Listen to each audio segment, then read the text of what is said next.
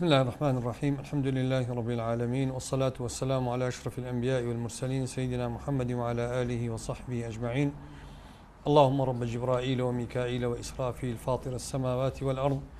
عالم الغيب والشهادة أنت تحكم بين عبادك فيما كانوا فيه يختلفون اهدنا لما اختلف فيه من الحق بإذنك إنك تهدي من تشاء إلى صراط مستقيم. اللهم اجعل كل أعمالنا صالحة ولوجهك خالصة ولا تجعل لأحد فيه شيئا. اللهم إني أعوذ بك من أن أشرك بك شيئا أعلمه وأستغفرك لما لا أعلم. ربنا لا تزغ قلوبنا بعد إذ هديتنا وهب لنا من لدنك رحمة إنك أنت الوهاب. برایانی بەڕێز و خۆشەوی سڵای خوای پەروەردگارتان لێبێت. بەردەوامین لە زنجیری شەشەمی سیمیناری دیاردەی سوخۆری لە مامەڵە هاوچەرخەکاندا ئەو پرسیارانی کە بەڕێزتانیا تێبینی و سەرنجەکانتان دەتوانن لەڕێی ئەو ناونیشانی فەیسبوک کە دەرئەکەوێت لەسەر شاشەکە پەیوەندیمان پێوە بکەن یا لە ڕێگەی ئیمەیلەوە یا لە ڕێگەی کەناڵەکەەوە. ئەو پرسیارانەی لە هەڵقی ڕابردووە پێمان گەیشتون گرنگترینی پرسیارەکان بەڕێزانی کێک لەو پرسیارانە هەندێک برا تێبینی ئەویان هەیە کە گوایە من زۆر زاراوەی عەرەبی بەکاردێنم. ڕاستە من دان بەوە دادەنێم بەڵام بەداخەوە چونکە بابەتەکە خۆی عەرەبیە و بە وەرگێڕانی زاراوەکە بە کوردکردنی زاراوەکان کاتێکی زۆر لە من ئەبا و من لەوانەیە مختصیش نیم لە زمانی کوردیە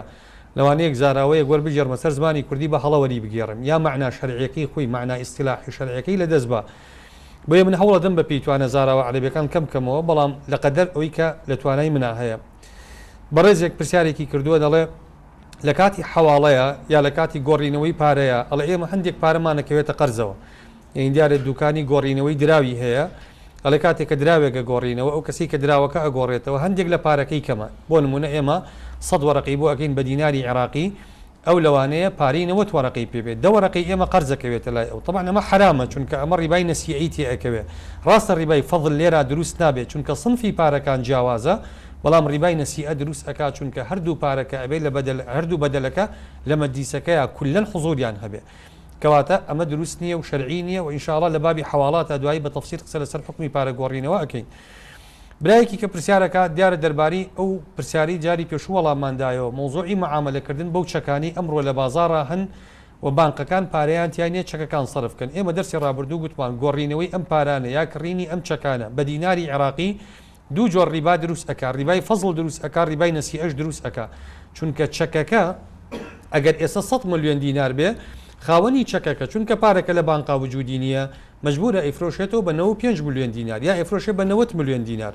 ئەمە ڕیبای فەزڵ دروست ئەکات چونکە چەکەکە حکمی عوملە وەرەقەکەی هەیە حکمی دینارەکەی هەیە چەکەکە بە 100 ملیۆن کراوە فرۆشێتی بە 95 ملیۆن دینار کەواتە ڕیبای فەزڵی دروست کرد یەکێک لە بەدەلەکان زیاترە. ڕیبای نەسیعەش دروست ئەکا لە هەمان کاتە بۆ چونکە ئەو پارەی کە لە چەکەکەیە ئێستا سەرف ناکرێ واتە بە نەقد حسێب ناکرێ.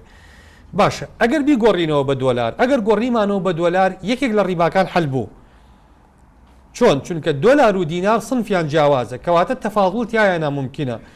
ئێمە توانین 100 دلار بگۆڕینەوە بە 121,000 125,000 130,000 کێشەمان نییە چونکە ئەم جۆرەکەی دۆلارە ئەو جۆرەکەی دینارە چەکەکەش مادەم بە دینار کراوە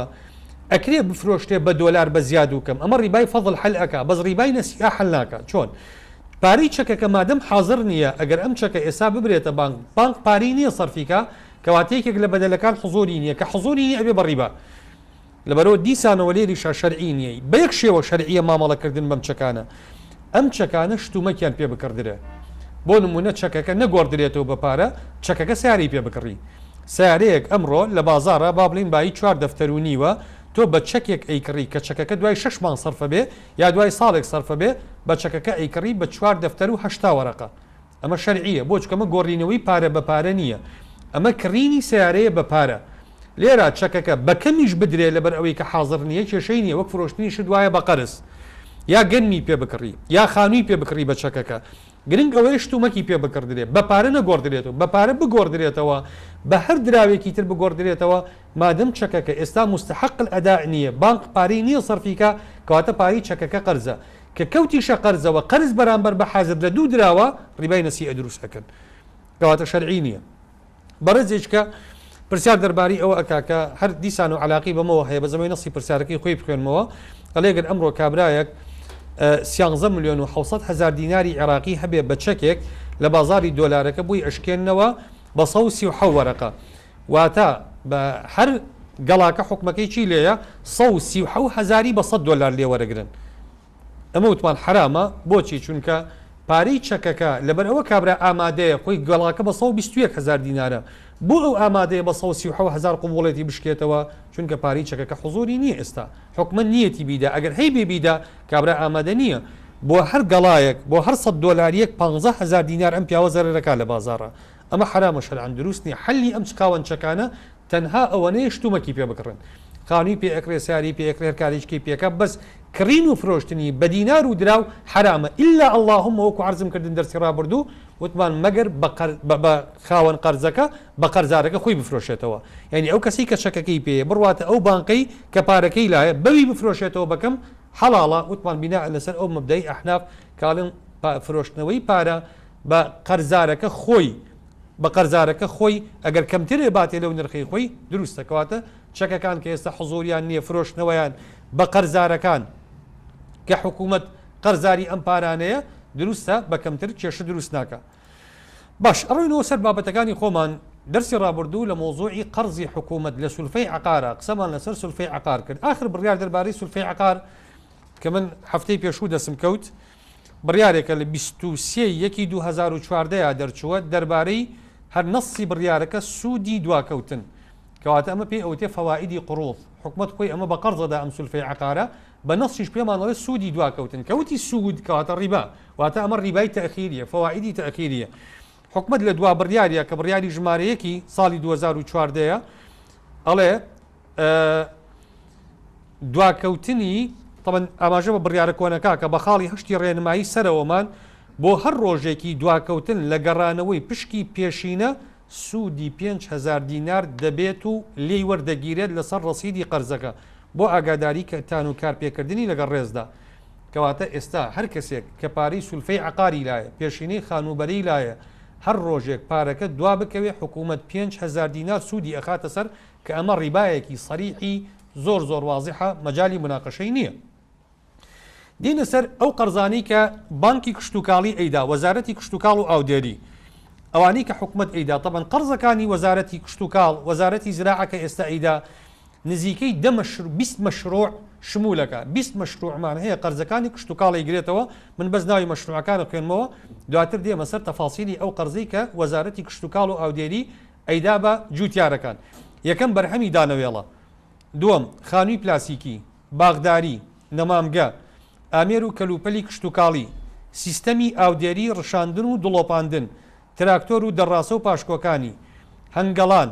پەرەپێدانی بەرهەمی ئاژەڵوی شیردەر قەڵەوکردنی گۆلک و بەرخ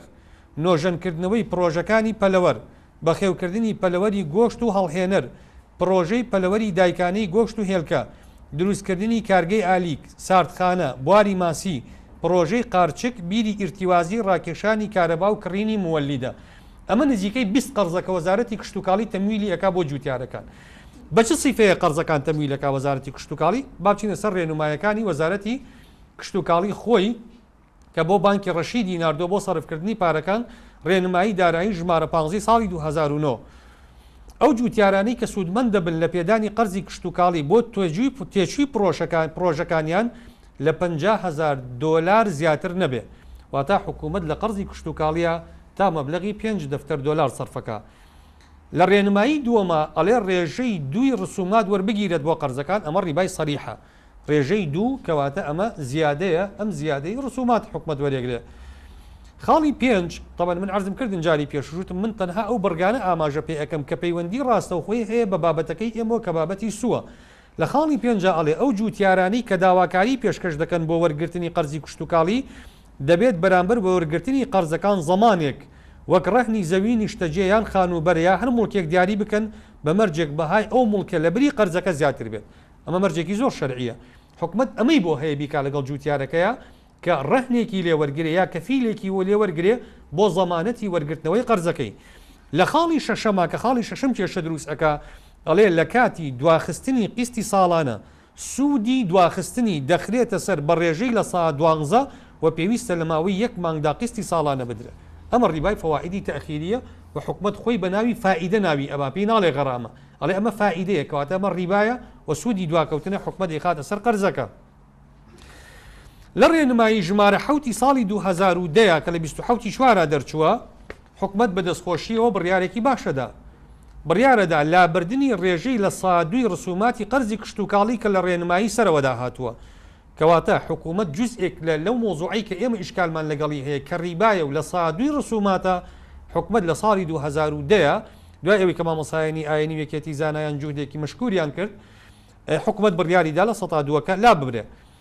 بەڵام دوایی لە بڕگەی سی هەمان بڕیارە ئەڵێ وەرگرتنی بڕی 10,000 دینار بۆ هەر ملیێنێک کە ئەمە حکومت بە ناوی مەساریفەوە وەرێگرێ ئێمەش دەرسی ڕابردوو گوتمان هەر کەسێک کە قەرزەدا ئەتوانێت لە قەدەر ڕێژەی ئەو نەفەقەیەی ئەو خەرجیەی ئەچێتە سەر قەرزەکە ڕێژەی نەفەقەکە وەربگرێتەوە بەڵام بە مەرجێک زیاتر نەبێ حکومت بۆ هەر ملیێنێک 10,000 دینار دیاری ئەکا وەکو کولفەی پێدانی قەرزەکە لە ڕێنمایی ژمارە 9 ساڵی 2012 تەمەنوانە بە دوای یەکا هاتوون حکومت ڕێژەی قەرزەکە بەرزەکاتەوە بەڵام لە بەرگەی یانزەیە کە گرفت دروست ئەکا ئەڵێ هەر پرۆژەیەک بۆ زیاتر لە ساڵێک بەسەریدا تێپەڕێ و تەواو نەکرێت دەبێت جوتیارەکە گشت قەرزەکە بگەڕێنێتەوە لەگەڵ لە 12 سوودی دواکەوتن لە پاری وەرگیرا و بدات تەنها پرۆژە استراتیجیەکان نەبێت کە پێویستی بە ماوەیەکی زیاتر هەیە بۆ ئەنجامدان کەواتە حکومت سوودە لەسەر وەرگرتن و غەرامەکردن و سوود وەرگرتن لەو قەرزانەی کە ئەیدا ئێستا ئیشکالی هەموو ئەو قەرزانەی کە ئەدرێ بە جوتیاران کە بە ناوی قەرزی کشتتوکاڵی بۆ هەر 20 پرۆژەکە خەرجەکرێ حکومت ئەبێ ئەم لە سا 12 معالەجە بکە ئەنجا چۆن معالەجی ئەکا مادەم ڕەهن وەرئەگرێ مەفروزە معالەجی ئەو حاڵەتە بکە پارەی نەخاتە سەر سوودی دواکەوتن مەفروزە ئیلغا بکرێتەوە دینە سەر پێشینەی سیاحی گەشت و گوزاری ئەو پێشینانی حکومت طبعا ئەمانە هەمویان قەرزن کە حکومت ئەیدا بۆیە من عرضم کردن قسە لەسەر حکمی قەرزەکانەکەین و شروطی قەرزەکان و حکمی قەرزەکانی حکومت چییە ئەمانە پێشینەی سیاحین واتە حکومت بۆ گەشت و گوزار بەکاری دێنێ ئەوانەی کە بۆ گەشت و گوزار حکومت بەکاری دێنێ کام پرۆژانە ئەگرێتەوە ئەو پرۆژانە ئەگرێتەوە دروستکردنی ئوتێل و مۆتێل و گوندی گەشتیاری دووەم دروستکردنی چێشتخانە کەپری گەشتیاری و کۆشک لە هاوینە هەوارەکاندا دروستکردنی سنتەری ڕاهێنانی گەشتیاری پاسی گواستنەوەی گەشتیاران دروستکردنی کەمپی گەشتیاری و کۆمەڵگای گەشتیاری لاوان واتە حکومت قەرزی سیاحی بۆ ئەمانە سەرفەکە قەرزی گەشتیاری بۆ ئەمانە سەرفەکە طبعا لە ڕێنمایەکانە ڕێنمایی دارایی ژمارە 28 ساڵی 2012 حکومت بەم شێوەیە لە ڕێنمایی ژمارە 2 ئەڵێ ئەم پێشینەیە تاک و بڕی 300 میلیۆن دینار خرج دەکرێت لەو بڕە زیاتر خرج ناکرێت واتەی ئەو قەرزەی حکومت ئەیدا بۆ گەشتیاری نابێت لە 300 میلیۆن دینار ڕێژەکەی تێپەڕێ لە خاڵی پێنجەمە ئەڵێ بڕی پێشینەی گەشت و گوزاری ئامێرەکان تاکو لە سا 60 نرخی ئامێرەکان خرج دەکرێت دواتر کە ئەڕوا لەسەر مۆزوعەکە ئەڵێ بەکار بێت دڵنیاییشی بۆ بکرێت دژی سووتان لە یەکێک لە کۆمپانیەکانی دڵنیایی مۆڵت پێدراو لە هەرێم ئەم مۆزوعی دانانی دڵنیایی واتە تەمینات مەسەلەی تەمین مۆزوعێکە کێشەی لەسەر شەرعەن کەواتە ئەمەش بۆ خۆی گرفتێکی کەیە مادەم حکومت ئیجباری مستەهلیک ئەکا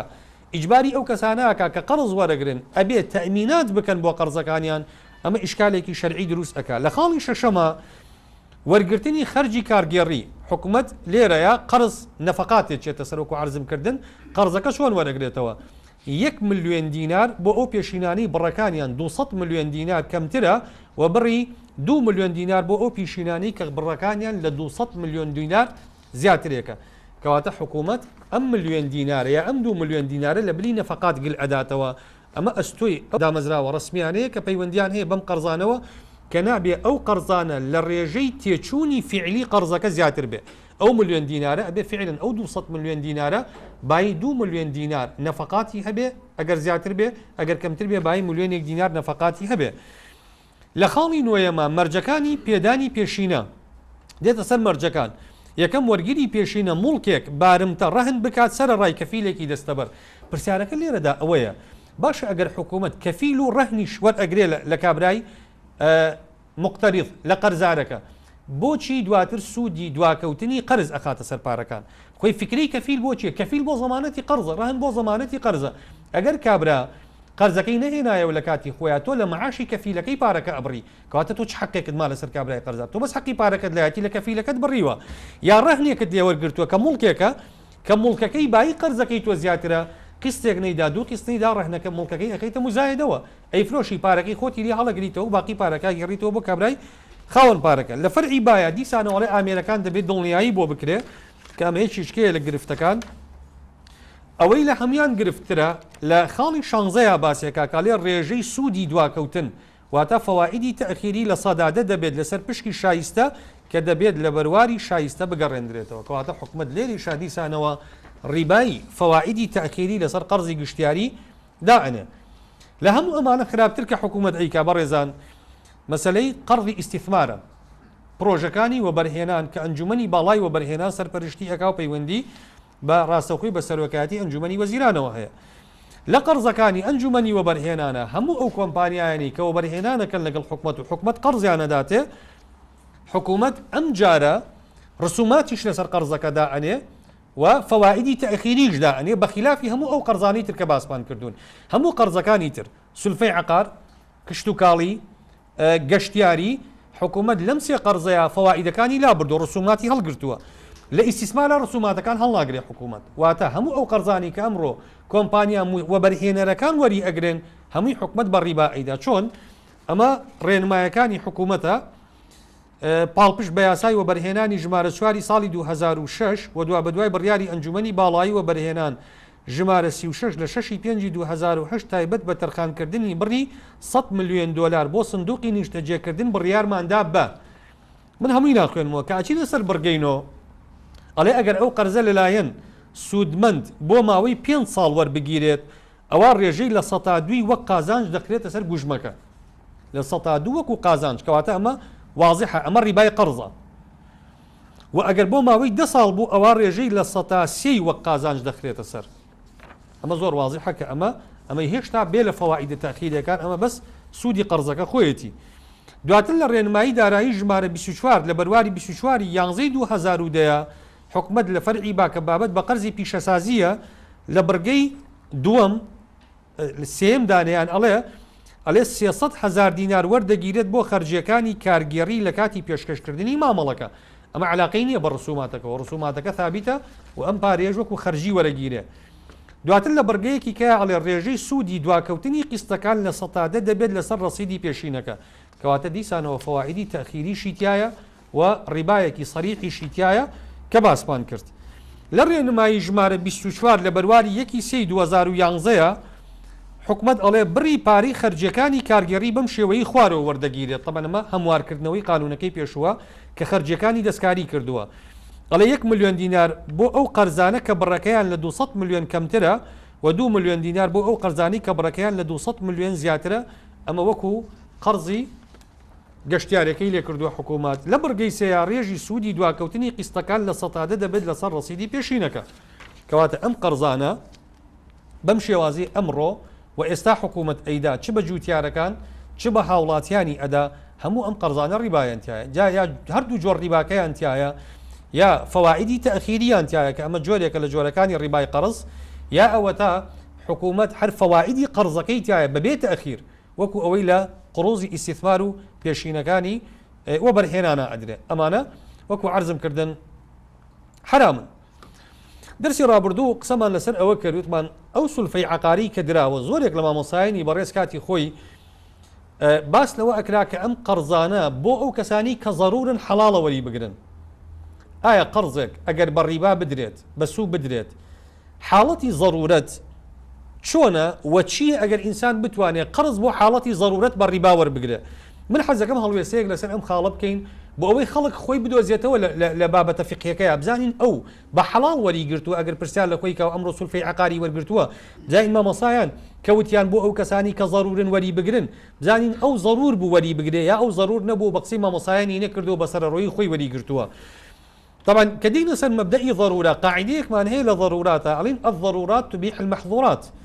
أما مبدئك عامة أما مبدأ عامة لكيو ورقيراوة شوار دقيق قرآني هي كنصن أم قاعدة يدرس أكن دقيقة كم سوري بقرة آياتي صفحة فتاوسية كخواي پروردگار فرمي إنما حرم عليكم الميتة والدم ولحم الخنزير وما أهل به لغير الله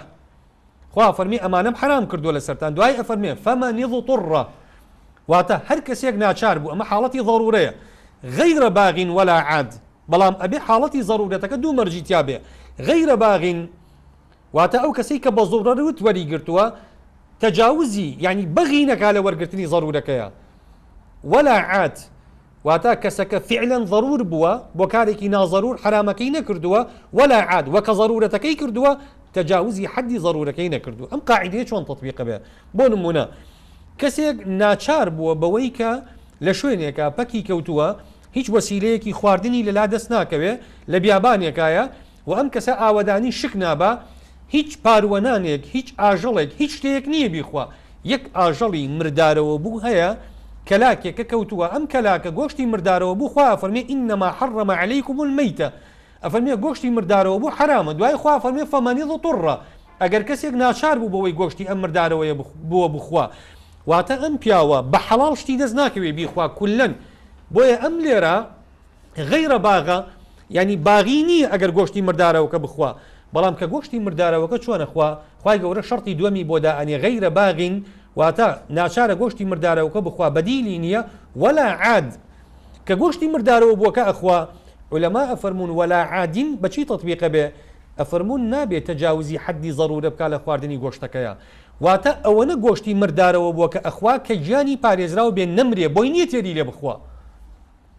بۆیە خوای پەروەردگار کە ئەفەرمێ فەمەن اضطر غەیرە باغ ولا عاد آيتي دوم لسورة مائدة آيتي سيخواي پروردگار فرمي حرمت عليكم الميتة والدم ولحم الخنزير وما أهل لغير الله به دواي والمنخنقة والموقوذة والمتردية والنطيحة وما أكل السبع إلا ما ذكيتم وما ذبح على النصب وأن تستقسموا بالأزلام ذلكم فسق أو جا خواي پروردگار فرمي چي أفرمي لأخير آيتك يا ديسانو فمن اضطر في مخمصة غير متجانف لإثم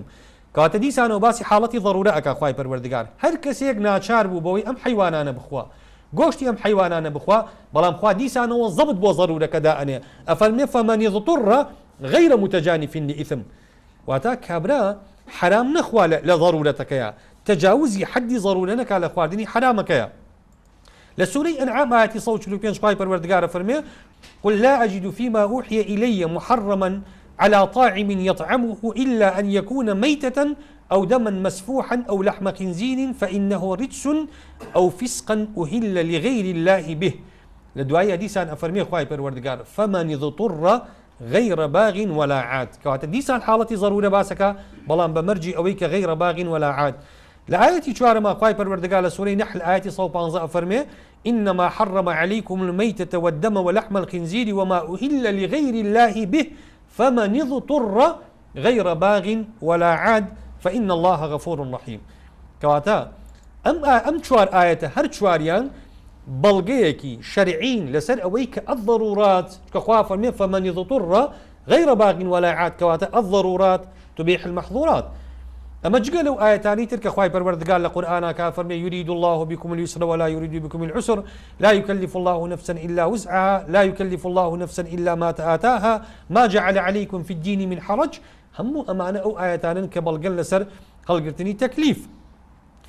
باش با يك بقاعدة كان أمرين قاعدة ضرورة كخواهي پروردگار فمن اضطر زين علماء لسر فمن اضطر واتا كيبوي هي لحالتي ناچارية حرام بخوا ڕیبا حرامە کێ بۆی هەبووە لە سولفەی عەقارە ئەم ڕیبا حرامە وەربگرێ عولەما ئەفەرمون من ڕەئی هەر چوار مەزەبەکە بەدەق دێنم بۆەوەی کە خەڵک مووقیفی قانونی خۆی بزانێ و شەرعی خۆی بزانێ لەگەڵ خوا لە هیدایی ئەحنافەکانە ئەڵێ ولا ضرورة إلا إذا خاف على النفس أو على العضو ئەحناف ئەڵێن هیچ کەسێک ناچار نییە مەگەر گیانی لە مەترسیا بوو بێ یا ئەندامێکی هەستیاری جەستەی لە مەترسیا بوو بێ واتە ئینسان ئەوەنە بترسێ لە حاڵەتی ناچارەکەی کە چاوێکی لە دەست با کە عەقلی لە دەست با کە دەستی لە دەست با کە قاچی لە دەست با کە تووشی جەڵتەی دڵ بێ کە گیانی لە مەترسیا بێ یا ئەندامێکی هەستیاری جەستەی لە مەترسیا بێ ئەحناف فڵێن ئەمە پێی ئەوتی حاڵەتی ضرورەت مالیکەکان ئەڵێن ئەمە الضرورة فهي خوف الموت ضرورەت لای مالیکەکان بریتیە لە ترسی مردن واتە ئینسانەکە بترسێ لەوەی کە بمرێ لە شەرح الكەبیریانە هاتووە الله هي الخوف على النفس من الهلاك علما أو ظنا أو خوف الموت واتابريتي لو إنسانك بترسي لو كتيابك علما وظن أو ظنا يقيني هبه يا قمانك راجحي هبه كتيابك يا ترسل لمرك لوصيتي شافعي كان هاتوا عليه أما الضرورة فنعني بها أو ضرورتك شافعي كان على الحرام حلالك ئەڵێ مەبەستمان پێی چییە؟ أن يغلب على ظنه الهلاك إن لم يأكل أبيت طواو قناعتي بو دروس بي أجر أو حرام نخوى أمرت أن يغلب على ظنه الهلاك أبي أو قناعتي بو دروس بي لأشباه نظائر السيوطية عليه فالضرورة ضرورة شيء بلوغه حدا إن لم يتناول الممنوع هلك أو قارب كابرا بقات آستيك بوي أجر حرامك نخوى هلك تيا أشي يعني زيكي تيا شون أبيتوا لمغني حنابلة كان هاتوا على الضرورة المبيحة أو ضرورتيك حرام حلالك هي التي يخاف التلف بها إن ترك الأكل أو ضرورتيك إنسانك أترسي خوي يا أندامك جستي لدز با أجر واز خواردنك بينه زركشيك بيناسي أكا ألف الضرورة بلوغه حدا إن لم يتناول الممنوع هلك أو قارب الهلاك كالمضطر للأكل واللبس بحيث لو بقي جائعا أو عريانا لمات زركشي الله بو نمونه كسي اگر خواردنك نخوا امره يا كابرايك روتوقوده جلو برگي نيه جليك هي حرام بي بوشه الله اگر ام جله لبرنك لسر ما رغبتوا اما خوفي هلاك بو مسلي جلو برق الله اما بو هي او جلو برقه لبركه وهذا يبيح تناول المحرم امر يجي في اداب ويك حرام بكار بينه تنطاويل معاصرين كباسي ضرورك قال انه لا يصلح للانسان ان ياخذ قرضا من غيره سواء أكان هذا الغير بنكا أو فردا تنطابي الله هيج كسيك بوينية قرضك لغيري خوي وربقري أو قرض أو كسيك قرضك أدا أو جهتيك قرضك أدا بانك بي يعتاك كسيك بي إلا من أجل ضرورات الحياة مقر كسك بو ضرورة جيان ولي بقري والمقصود شرعا بضرورات الحياة أن الإنسان إذا لم يأخذ من غيره أموالا تسد هذه الضروريات تتعرض حياته للخطر أو الهلاك أمش هروك علماء تر قال أجر أم كابرايا لو ضرورتها قرضك حرامك ورنقري جياني بطواوتي أكويتا ما ترسيوا كواتا خواي قولك أفرمي فمن اضطر كواتا أو كسان مضطرا أو كسان ضرورة كقرض الربا بويان هي وري بقرن كجياني لما ترسيا بو نمونا كسيك مان هي نخوشيكي كوشندية علاجي نخوشيكي أكري بنشترقريك لهند أكري أم كابرايا مال ومال أقرب ورقرتني قرض كس قرضي ناداته حتى حنبلة كان مو معلوماتي بريستان علي أبي سوالش بكار يجي سوالش تحقيقاته كبس سوالش درينا هنا أو جابوه هي الربا وربقره سوال علي أبي سوال كمال ومال أجر كسوالي بخيرش ندايا حاجكي بسوال بر نبوه أو جابوه هي وربقره كواتا بامي ضرورة للموضوعية واضحة أبي إنسانك ضرورة إما لفقه ضروراته فقه ضرورات مان هي حاجيات مان هي تحسينيات مان هي ضروريات حياة إنسان إما وكو إمامي غزالية لضروراتك كتصنيف ضروراتك أفرمي ضرورات حفظ دين ضرورته حفظ نفس واتا باراستني دين آين باراستني جياني إنسان كان ضرورته باراستني مال إنسان كان ضرورته باراستني عقل إنسان كان ضرورته باراستني نسل وشي إنسان كان ضرورته باراستني عرض إنسان كان ضرورته أمانة ضرورات كواتا النفس إنسان كأكيوة مترسية ويكك لو ضروراتاني كحرام كاني بو حلال بن خالي دوامكو عرض كردن أبي غير باغ ولا عاد به باش بدمج كردن آية كردني هردو قاعدك ولا ما كومالك ضوابط وضرورات بكار دينا واتا ضرورات أبي أم قواعدانيان تابع أو جا حلال إسا تعريفي ضرورة مانزاني باش أجر هاتو ضرورة مان بكار هنا أبي شون ضرورة بكار بينين بم قواعدانا بكاري بينين يكم ضرورة بو باراستني يكيك لو بينش حكم سركي إنسانك به يا حفظي عقلي به يا عرضي به يا نسلي به يا نفسي به يا مالي به يا ديني به ببي ترتيبات كان شان ترتيبك لين نكر وابا حرمك يا ما ترتيبي كين حفظي دين لبيش هم يانا ويا دواتر حفظي نفس أكبيت دواي دين دواتر حفظي نسل دواتر حفظي عرض دواتر حفظي عقل دواتر حفظي مال علماء الدواي عندي خلافات بسيطة يعني هي لما أنا كواتا ما نبيانو تي ضرورات وبم ترتيبش تعامل يعني لقلاء أكله خالي دوام أبي أو ضرورتك حقيقي بي واقعي بي ضرورتك وهمي نبي واتا أبي إنسانك بطواوتي ضلنيا بي لما أو جاءت واني بابي ضرورة بكار بينه بو نمونا آفرتك سونري كردوها بيلن والله أم آفرتا زغتي هي شكري هي حملي شي هي لواني حملكي مترسي دروس كابو سر جياني دايكك هیچ کەسێک ناتوانێت فتوای لە باربردنی حملەکە بە هەتاوەکو لیژنەیەکی پزیشکی بە بڕیارێکی دڵنیاکەرەوە ئێمە ناڵین یەقین بەس دڵنیاکەرەوە پێمان نەڵێن کە فعلەن گەورەبوونی مناڵەکە مەترسیە بۆ سەر ژیانی دایکی ئەگینا مجرد وهم بێ ئەمە متوهم بین وا تەسەورکەین کە ئەم مناڵە لەوانەیە زەرەر بە ژیانی دایکەکە بگەێنێ بەم وهمە پەنا نابرێتە بەر لە باربردنی مناڵەکە چونکە پاراستنی ژیانی مرۆڤێک ضرورە لە حاڵەتێکا دەست لەم ضرورەتە هەڵەگیرێ ئەگەر هاتو حقیقەتی مەترسیەکە بۆ سەر ژیانی دایکەکە حقیقەتێکی واقعی فعلی بێ یا سۆنەرەکە پێمان دەڵێ مناڵەکە نەخۆشە پێمان دەڵێ مناڵەکە منغۆلە پێمان دەڵێ مناڵەکە دڵی کونە پێمان دەڵێ مناڵەکە عیبێکی هەیە هیچ دکتۆرێک ناتوانێت فتوای لە باربردنی مناڵەکە بە هەتاوەکو تەواو دڵنیا نەبین کە بێ ئەم مناڵە ئاهەیەکی وای هەبێ کە نتوانێت بژی بە هیچ شێوەیە حتا مناڵەکە چاوی نەبێ کەس ناتوانێت فتوای لە باربردنی بە بەتایبەتی دوای 40 ڕۆژ کە ڕۆحەکرێ بە بەریا بۆ چونکە ئەگەر ئێمە ئێستا مناڵێکی نابینامان هەبێ شەرع ڕێگەمان پێ ئەدا بە دافعی ڕەحمە لە ناوی بەرین بەزەیمان تایەتەوە ئەگەر مناڵێکی ئیفلیجمان هەبێ شەرع ڕێگەمان پێ ئەدا لە ناوی بەرین لە دوای 42 ڕۆژ یا 40 ڕۆژ لە تەمەنی بیدایەتی حملەکەوە کە مناڵ ڕۆح کرا بە بەریا هیچ سۆنەرێک هیچ پزیشکێک ناتوانێت بە داوای ئەوەی کە ئەم مناڵە لە دایک بێ نەخۆشە بێ با ئێستا لە ناوی بەرین یەک حاڵەت ڕێگەمان پێ ئەدا کە لە ناوی بەرین ئەگەر دکتۆرەکان پێمان بڵێن ئەم مناڵە بش بێ بە لەدایک بووی ناتوانێت بژی هەر ئەمرێ کە لەدایکە بێ ئەمرێ ئەمە لەم حاڵەتە حیاتی مەحاڵە بۆیە ئەتوانێت زووتر کۆتایی بە ژیانی بێنێ بۆ ئەوەی ناڕەحەتی لەسەر دایکەکەش کەم کەینەوە کەواتە ئەبێ ئەو ضرورەتەی کە ئێمە فتوای پێ ئەدەین و حرامێکی پێ حەڵاڵەکەین ئەبێ ضرورەتەکە ضرورەتێکی حەقیقی واقعی بێ نەک مجرد وهم و گومانێک بێ لە مێشکی ئینسانەکان خۆیان خاڵێکی تر ئەبێ ئەو ضرورەتە بە هیچ شتێکی تر دەفع نەکرێ واتە هەر وەسیلەیەکی ترمان هەبێ بۆ دەفعی ضرورەکە پێویستەکە پەنای پێبەرین پێویستەکە پەنای پێبەرین ئەگەر هیچ وەسیلەیەک نەما ئەو کاتە پەنا ئەبینە بەر حرامەکە ئافرەتێکمان هەیە پێویستی بە عملیاتێکە هەتا دکتۆرێکی ئافرەت وەستابێ حرامە بە بڕوالای پیاوێک عملیاتکە شەرعی نییە کەشفی عەورەی بکات دکتۆرێکی پیاو ڕاستە عملیاتەکەی ضرورە بەڵام ضرورەتەکەی بە حەڵاڵ دەفع بێ ئەگەر چوینە خەستەخانە بنکەیەکی تەندروستیمان هەیە لە لادەیەکە ئەم بنکە تەندروستیە یەک دکتۆری پیاوی تایە ئەم دکتۆرەش خەفەرە ئێستا ئێمە لە دووڕێیانی ئەوەیان ئەم ئافرەتە نەزیفە ئەگەر ئەم حاڵەتی نەزیفە بەردەوام بێ ناگاتە خەستەخانە و ئەمرێ هیچ دکتۆرێکی ئافرەت نییە معالەجەی کاو نەزیفەکە ڕابگرێ یەک دکتۆری پیاومان هەیە لەم حاڵەتەیە مادەم دەفعی ضرورەکە بە حرام نەبێ کە بوونی دکتۆرە پیاوەکەی ناکرێ بەس لەم حاڵەتەیە دکتۆرە پیاوەکە بووی هەیە بیبینی و معالەجەیکە بۆ چونکە لێرە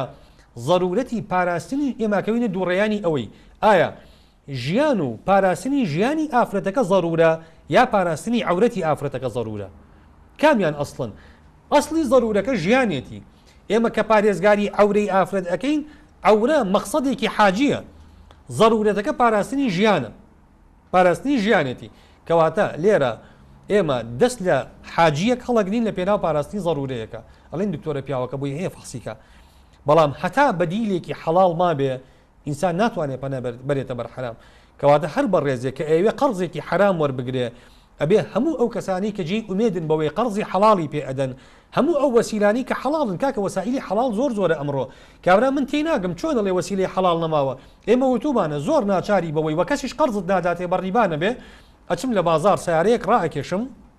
سیارەکە بە 4 دەفتەر و نیوە بە قیست ڕائەکێشم ئەی بم بەیانی لە معرەس ئەیفرۆشم بە نەقد بەس نابێ بفرۆشێتەوە بە خاوەن معرەزەکە ئەو واضح حوتمان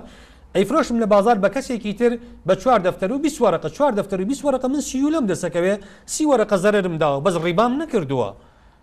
کابرا چوە 7 وەرەقەی وەرگرتووە بە ڕیبا ئەڵێ وەڵا ناچاریش بووم ئەمە ئەکەوێتە بینی خۆی و خوا چۆن وەڵامی خوا ئەداتەوە لە مۆزوعەیە کەواتە عولەماکە ئەڵێن الضرورات تبيح المحظورات ئەڵێن ئەبێ هیچ حەلێک نەما بێ لە بەردەستا غەیری ضرورەکە نەبێ ئەوجا ئەتوانین ڕێگەی پێ بدەین کە ئەتوانێ حرامەکە بکە خاڵێکی تر ئەو زەرەرەی کە دروست ئەبێ لەسەر ئیرتیکابی مەحظورەکە ئەبێ کەمتر بێ لە زەرەری حرامەکە خۆی نابێ ئەو زەرەرەی کە تۆ دروستی ئەەکەی لەو زەرەرەی کە لی ئەترسین قورستر بێ گەورەتر بێ بۆ چکە عولەما کە فتوایان داوە بە ضرورات ئەڵێن الضرورات یەکەم لە ڕووی نەوعەوە یا لە ڕووی کەمیەتەوە تقدر بقدرها دوم أفرمون ارتكاب أخف الضررين لاتقاء أشدهما يا أفرمون درء المفاسد أولى من جلب المصالح إمامي السيوطي لمباري أفرمي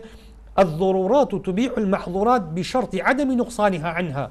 ضرورات تبيح المحظورات بلان بمرجك أو لو كم ترنبه بونمونا ئەگەر من لەگەڵ هاوڕێیەکمان لێم بقەومێ لە دەشتێکە هیچ خواردنێک دەست نەکەوێ بیخۆم، هیچ خواردنێک نییە بیخۆین و دڵنیاین لەوەی کە لە برسا ئەمرین. کەسمان ئەتوانین فتوا بدەین بە کوشتنی کەسمان بۆ ئەوەی کەسێکمان ژیانمان ڕزگار بێ و لە گۆشتەکەمان بخورێ. من ناتوانم فتوا بۆ خۆم بدەم ئەو بکوژم چونکە بڵێم الضرورات تبيح المحظورات من لە برسا ئەمرم کەواتە ئەکوژم چونکە ئەم زەرەرەی کە لێرا دروست ئەبێ لەگەڵ هەمان ئەو زەرەرەی کە هەیە یەک زەرەرن لە یەک دەرەجەیان. ئێمە ئەبێ ئەو زەرەرەی کە ئیرتیکا بکرێ ئەخەفتر بێ لەو زەرەرەی کە وجودی هەیە. کەواتە لێرا من ناتوانم فتوا بدەم ئەو بکوژم بۆ ئەوەی کە خۆم لە مردن ڕزگارم بێ یا ئەو فتوا بدا بەوەی من بکوژێ بۆ ئەوەی لە مردن ڕزگاری بێ، چونکە ئەم دوو زەرەرە وەکو یەکوان. من لە جیاتی ئەوەی ئەو بکوژم بۆم هەیە چی بکەم شەرعەن، بۆم هەیە دەسێکی خۆم لێ بکەمەوە لە دەسەکەی خۆم بخۆم بۆ ئەوەی لە مردن ڕزگارم بێ. ئەمە ئێمە ڕاست بوونی دەست جزئێکی ضروریە لە ژیانی ئینسانە، بەڵام نەفس مقدمە، حفظی نەفس مقدمە لەسەر حفظی دەست. پاراستنی نەفسەکە ئەولاترە، کەواتە من ئەتوانم دەسێکی خۆم ببڕم زەرەرە ڕاستە، بەڵام ئەم زەرەرە ئەقلترە لەو زەرەرەی کە خۆم تیا بچم. دەسێکی خۆمە بڕم بەس فتوا نادەم دەستکاری ژیانی ئەو بکەم.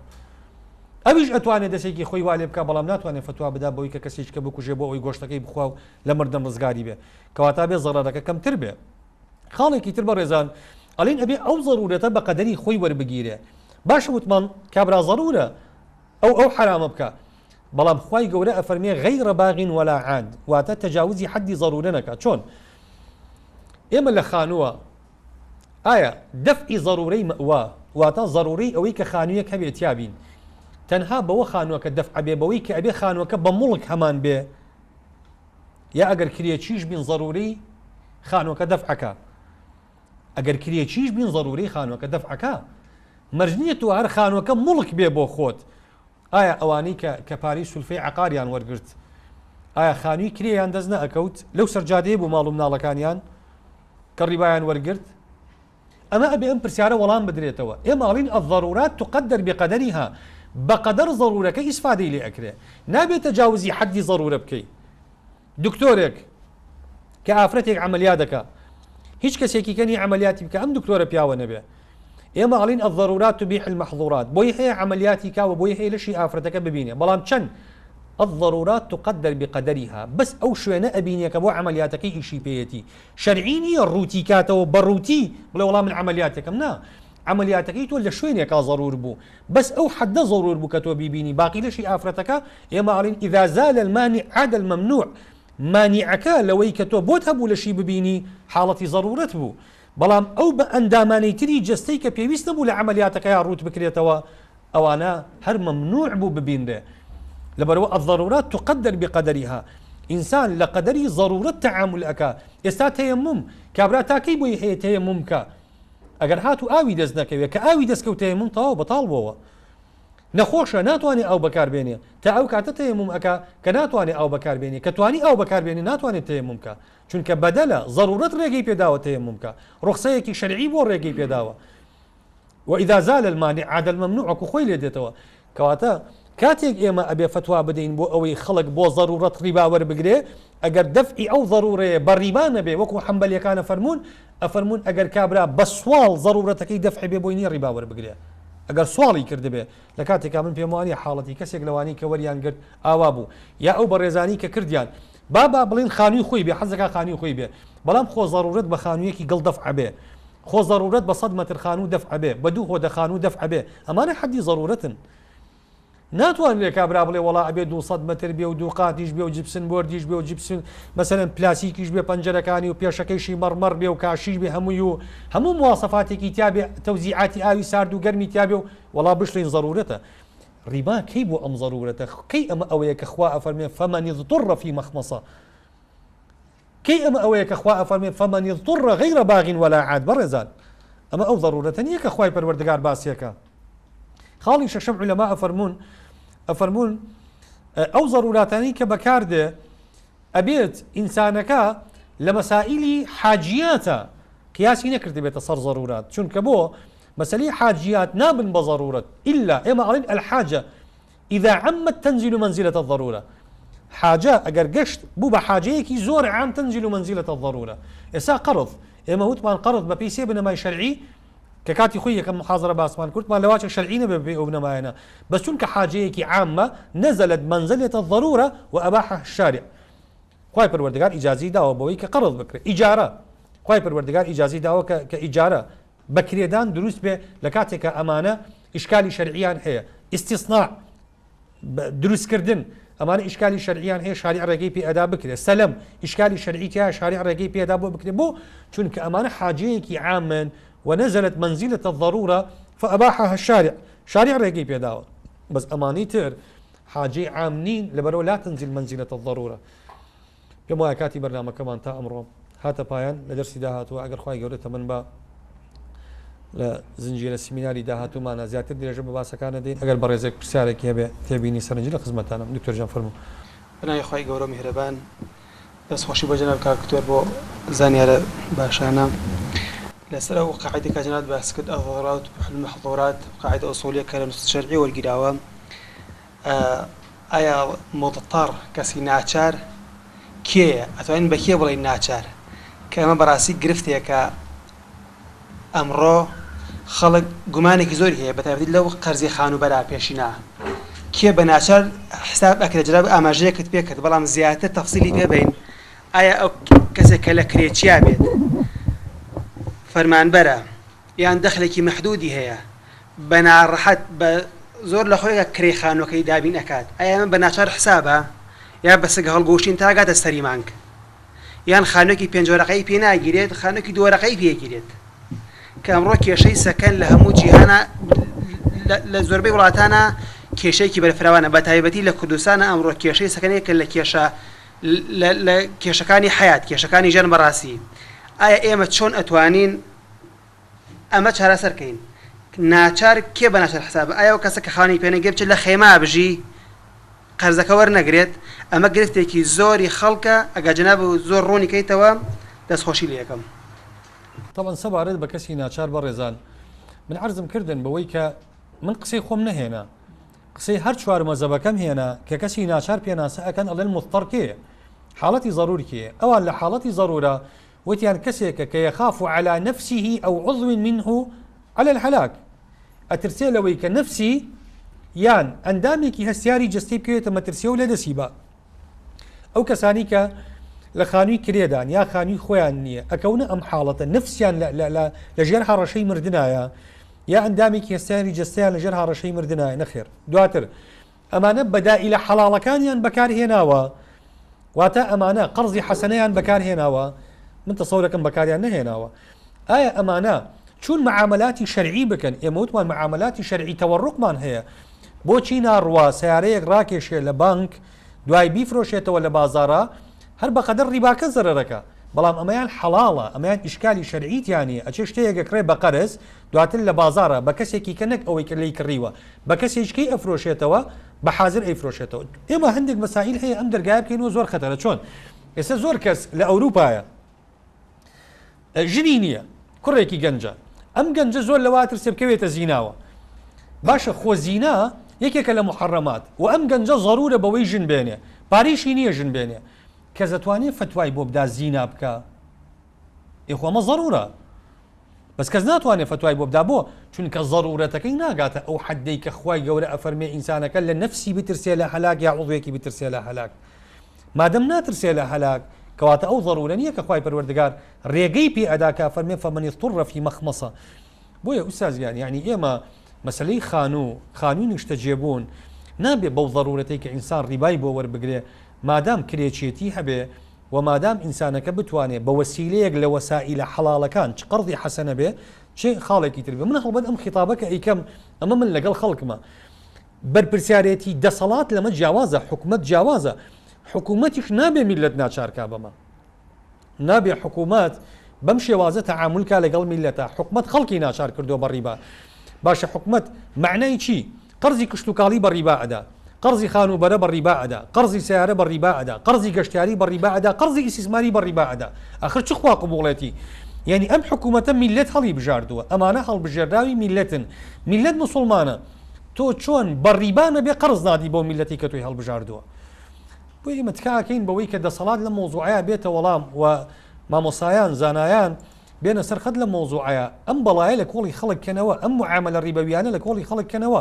ئەگەر حکومەت هەر نەیکا و هەر بیەوێ بە زۆر حرام دەرخواردی خەڵک با ئەو کاتە بەرپرسیارەتێکی ئاینی خەڵک خۆیەتی کە حرام نەخوا ئەو کاتە ناتوانانی تۆ بڵێ وەڵام مادەم ناچارم منە چم ئەیکەم لە کاتێکا وەکو عەرزم کردن لە 95 ئەو کەسانی سولفی عقاریان وەرگرتووە لە وڵاتەیە ئەوانە نەبوون کە جەنابی دکتۆر ئاماژەی پێکردن ئەوانە نەبوون کە هیچ بەدیلێکیان نەبێ زۆربیان خانۆکانیان 2 قاتە خانۆکانیان 200 مەترە خانۆکانیان هەموو مواسەفاتێکی خانووی مۆدێرنی تایە لە کاتێکە ئەو قەرزانە ئەکرا بەس ئەو کەمالیاتانە لە خانۆکەیان نەکرایە قەرزەکە پێویست نەبوو وەربگیرە دێمە ضروراتە کاکە لە شەرعی خوایە ئەمە پێی ناوت ضرورات فەرموو جەنابی دکتۆر بسم الله الرحمن الرحیم دەستی خۆش کاک دکتۆر گیان بۆ بابەتەکە دوو پرسیارم هەیە یەکەمیان ئەوەی کە ئەو وەجهی معامەڵەی فەرد لەگەڵ فەردێکە جیاوازی هەیە لەگەڵ دەوڵەتدا واتە شێوازی وەرگرتنی پارە بە سوو بە ڕیبا بەو شێوازانی کە باسمان کرد بۆ هەر کامێ لە سولفە و عەقارەکان لەگەڵ ئەوەی کەوا لە بانقێکی ئەهلیان لە کەسێکی سەرمایەدار وەربگیرێ ئەوەی کە لە حکوومەت وەردەگیرێ کەرتی حکومی یا مەسەلەن کەرتی ئەهلی کەرتی تایبەت ئایا جیاوازی هەیە چونکە هەندێک پێیان وایە مامەڵەی دەوڵەت ئیستیثنایاتێکی تێدایە وەکو چۆن دەڵێ جیاوازیەکی تێدایە لەگەڵ ڕەعیەتدا وەک لەوەی کەوا کەسێک لە ڕەعیەتەکانیان کەسێک لەگەڵ سەرمایەدارێکدا بیکات لەگەڵ کەرتێکی تایبەتا بیکات چونکە ئەوان ئیسناد دەکەنە سەر کۆمەڵی ڕوودا و بە تایبەتی فقهی مەقاسیدی شەریعە لای ئیمامی عومەر ئاماژە بە کۆمەڵێ مامەڵە دەکا وەک ئەو چیرۆکەی کە دوان لە ئەسحاب ڕەزا و ڕەحمەتی خۆیان لێبێ لە کوفەوە هەندێک پارەی بەیتولماڵیان هێنا وتیان ئەم پارەمان هێناوە کە بیبینەوە بۆ مەدینە تەسلیمی ڕادستی ئیمامی عومەری بکەن کە هێنایان لە مەکەدایان بە کۆمەڵی حوشتر بازرگانیەکیان پێ کرد قازانجەکەیان هەڵگرتو هاتنەوە بۆ لای ئیمامی عومەر کە هاتنەوە بۆ لای ئیمامی عومەر ئیمامی عومەر نیوەی قازانجەکەی لێ سەندن بۆ بەیتولماڵ دوایوتیان ئەی ئیمامی عومەر ئەگەر زەرەرمان بکردایە ئایا تۆ هیچت بۆ دەگێڕاینەوە لە زەرەکە وتی نەوەڵا کە ئەمە لە ئەسڵدا ئێمە قاعیدەیەکمان هەیە کە مەسەلەی قازانج بە شەراکەت ئەوەیە کە ئەمان مەفرۆزە بڵێن بەیتولماڵیش لەوە بەشدار بوونایە بۆیە ئەڵێن ئیستیثنائیاتێک هەیە جیاوازیەک هەیە کە دەوڵەت هەیەتی لەگەڵ ڕەعیەتەکەی خۆیدا لە مەسئلەی پارەدا یان ئەو کابرایی کە دزی لە بەیتولماڵی کوفە کرد ویستیان قەتعیەتی بکەن قازی قەتعەکەی ڕاگرت ئیمامی عەلی ئەو کاتە قازی موسڵمانان بوو لە سەردەمی ئیمامی عومەرە قەتعەکەی ڕاگەوتی لەبەر ئەم پیاوە بەشێکی هەیە لە پارەی بەیتولماڵدا بۆیە یعنی ئایا ئەو بەیتولماڵ حەقی ئەوەی هەیە جیاوازتر لە کەرتی تایبەت حکوومەت لە ڕوودارایی خۆیدا حەق ئەو حەقی هەیە لەسەر هاوڵاتیان کە مەسەلەن پاریان لێ بسێنێ وەکو قاعیدەی ئیستیثنائی زیادیان لێ بسێنێ لەسەر ئەوەی کەوا ئەیاندا دێت چونکە ئەمە هەندێک پیان وایە ئەمەیە جیاوازیەک هەیە لەو نێوانەدا جا حەزەکەم ئەو وجوهی اختلافاتانەی کە لەو مەوزوعەدا هەیە جیاوازی وەکو باسکە مامەڵەی کەسی هاوڵاتیەک لەگەڵ کەرتی تایبەتە لەگەڵ حکوومەتە ئەگەر جیاوازیەکەیە ئەو جیاوازیانە باز بکرێ بۆی بزانین دوجار نەتیجەکەی چی دەرەچێ پرسیاری دووەمیشم هەندێکە فەرمونون الڕیبا لەم شەشتەدایە الفضة والذهب الحنطة والشعير أو التمر والزبيب أما لم ششتدايا جاء أمانش آية لغير أمانة دا هندي قسياني لسري الله النص صريح نية لسر أما لبرو أكر بكريت أو بابتش بدولة مدروبة ترتسل باز بكري وبتايبتي استا في الضوء دينار مناقشيكي جدية لسروي آية ذهب دينار ككسك إما بعام استاكا أو فتوايا سائدكا ناکرێ ئاڵتون بە قەرز ببرێت چونکە ئاڵتونی شەروێ بەڵام ئێستا ڕایەکی تازەیە ئەڵێ ئاڵتون عوملە نییە لەبەرەوە وەکو کاڵا وایە دەکرێ مناقەشە بکرێ لەسەر ئەم مەوزوعەوە ئەگەرەکم وەجهی ڕاجحی ئەو مەوزوعە چۆنە ئینشاءڵڵا ئاماژەی پێ بکرێت دەستان خۆش بێ زۆر زۆر سوپاسانەکەم خوازای جەنابی مامۆستا باتەوە طبعا ئەوەی مامۆستا فەرمووی یەکەم ئایا قەرزی حکوومەت یا دامەزراوە دارایەکان لەگەڵ قەرزی هاوڵاتی فەرقی هەیە عولەما ئەفەرموون هیچ فەرقێک نییە لە بینی قەرزی حکوومەت لەگەڵ قەرزی هاوڵاتیە. بۆچی فەرقی نییە؟ پێغەمبەری خوا صلی الله عليه وسلم ئەو بەرپرسی بەیت المال بوو، ئەو ڕئیسی دەوڵەتی مەدینە بوو. جارێکیان لە خەیبەر خوڕمایان بۆ هێنا، بیلال خوڕمای بۆ هێنا. پێغەمبەری خوا صلی الله عليه وسلم فەرمی ئەکل تەمری خەیبەر هاکەذا، فەرمی هەموو خوڕمای خەیبەر ئاوا جوانە، ئاوا ڕێک و پێکە. بیلال گوتی نەخێری پێغەمبەری خوا، ئەمە خاص بۆ جەنابەت، ئێمە خوڕماکەمان گۆڕیوەتەوە بە دوو تاس خوڕمامان داوە، تاسی خوڕمایان لەمە داوینەتێ، بەزەمە خصوصی بۆ جەنابەت. پێغەمبەری خوا فەرمی ئۆه عین الڕیبا، فەرمی چیتان کردووە؟ عینی ڕیباتان کردووە. فەرمی ڕدوو، ڕیوایەتەکە لە موسلیمە هەیە، فەرمی بیدەنەوە خوڕماکە بدەنەوە بە کابرا، وبيعوا تمرنا هذا ثم اشتروا لنا من هذا التمر. فەرمی بیدەنەوە بە کابرا ئەو خوڕمایی کە لێتان کڕیوە، بڕۆن خوڕماکەی خۆمان بفرۆشن بە پارەی خۆی، دواتر ئەو خوڕمایە بە پارە بکڕن. باشە ئەگەر ڕیبا بۆ دەوڵەت حەڵاڵە، بۆ پێغەمبەری خوا نافەرمێ ئەمە بۆ دەوڵەتەوە حەڵاڵە. بۆچی بۆ بەیت المال پێغەمبەری خوا مەسەلەن ڕیبای وەرنەگرتووە؟ ئەمەی کوفە کە ئیمامی عەلی دەستی تیان نابڕێ، ئەمە شوبهەی مولکی تیا هەیە. ئێمە لە تعریفی دزیە جەنابی مامۆسا ئەڵین دزی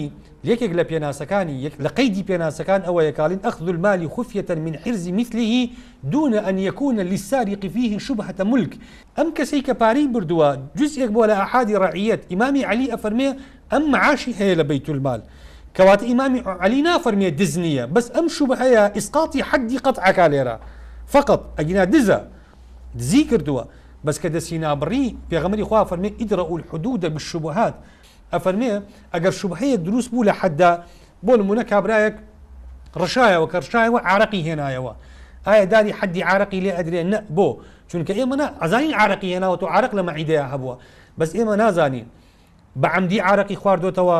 بە زۆر کردویانە بە قوڕگیا، نەیزانیوە ئەم مەشروبە عارەقەکە خواردوێتەوە، ناچار بووە بیخواتەوە و تیکەیەک لە قورگی گیراوە و بە عارەقەکە بردوێتی خوارەوە ئاو دەست نەکەوتووە. ئەمانە هەموو شوبهە دروست ئەکەن. مادەم شوبهە دروست ئەکەن، کەواتە ئەم کابرای عقوبەی لێ نادرێ. یا ئافرەتێکمان بینی حامیلەیە، کچێک حامیلە بوو، ئایا داری حەدی زینای لێ ئەدرێ عقوبەی زانیە؟ نەخێر، بۆ چونکە ئێمە نازانین ئەم ئافرەتە لەوانەیە اختصاب کرابێ، ئەم ئافرەتە لەوانەیە بە پەڕۆیەک خۆی پاکرد بێتەوە و ئەم پەڕۆیە سپێرمی پیاوێکی پێوە بووە و ئافرەتەکە خۆی پێ پاکردێتەوە حەملی بۆ دروست کردووە. ئەمانە شوبهاتن ئیدرائی حەد دەکەن، واتە عقوبە تەطبیق نابێت کە شوبهە دروستە بێ لەم حاڵەتانەیە. بەڵام ئێمە کابرایەک ڕیبایەکی سەریح وەربگرێ و ئەوەی ئیمامی عەلی بکا بە بەڵگا، وڵا مەسەلەن دەستی کابرای نەبڕیوە کە دزی کردووە، ئەمە شوبهەی مڵکی تیا هەیە. ئەم کابرایە پارەی هەبووە لە موەسسەیە، کە پارەی هەبووە ئیمامی عەلی فەرمێ لەوانەیە حیسەی معاشەکەی خۆی بێ بردەبێتی، بەڵام ئەو ناکرێ بە بەڵگە. خەڵێکی تر کە فەرمووت ئەو شەش سنفەی کە ڕیبای تایە، ئەوانە ڕیبای بەیعن جەنابی مامۆسا. ئێمە باسی ڕیبای قەرض ئەکەین ئێستا. ڕیبای قەرض علەما ئەفەرموون یعنی سنفێکی دیاریکراوی نییە ڕیبای قەرض، یعنی کابرا خۆڵی باتێ، خۆڵی لێ وەربگرێ بە زیاو، ڕیبای قەرض دروست ئەکا، ڕیبای قەرض دروست ئەکا. کەواتە لێرە ئەمە ڕیبای بەیع خلاف هەیە لەسەرەوەی غەیری ئاڵتون و زی و گەنم و جۆ و خورما و خوێ و ئەم بابەتانی کە لە حەدیثەکەی هاتون ئەم شەش سنفە، ولما ئەفەرموون لە ڕیبای بەیع ئایا غەیری ئەم شەش سنفە شمولی ئەصنافی ترەکە، بۆ نمونە برنج ناوی نەهاتوە، ئایا برنج جنسێکی ڕیبەویە یا ڕیبەوی نییە؟ بۆ نمونە ئەم پارە و درهەم و دراوە ناوی نەهاتوە، ئایا ڕیبەوی یا ڕیبەوی نییە؟ ئەمانە خلاف دروست ئەکەن. بەڵام لە ڕیبای قەرضە هیچ خلافێک نییە، لەبەرەوەی ئەگەر کابرا پارە بدا بە قەرض وەربگرێتەوە، قەرزەکەی هەرچی بێ زیادە وەربگرێ لە بەدەلی قەرزەکەیە. ڕیبای قەرض شمولی هەموو ئەجناس و ئەصناف لە پارە و حتا لە سلعی شاعەکەن، یعنی مەرج نییە یەک وەرەقی ئاوای بە قەرز باتێ بڵێ دوایی دوو وەرەقەمەوێتەوە بێ بە ڕیبا، یەک وەرەقی ئاوای بە قەرز باتێ بڵێ دوای ئەبێ دوو وەرەقەم بۆ بێنیتەوە بێ بە ڕیبا، چکەمە ڕیبای قەرضە، لەبەرەوە تعمیمەک لە ڕیبای قەرض وەکو سلع نییە لە موضوعەکە. أقول قولي هذا واستغفر الله لي ولكم. سبحان ربك رب العزة عما يصفون وسلام على المرسلين والحمد لله رب العالمين.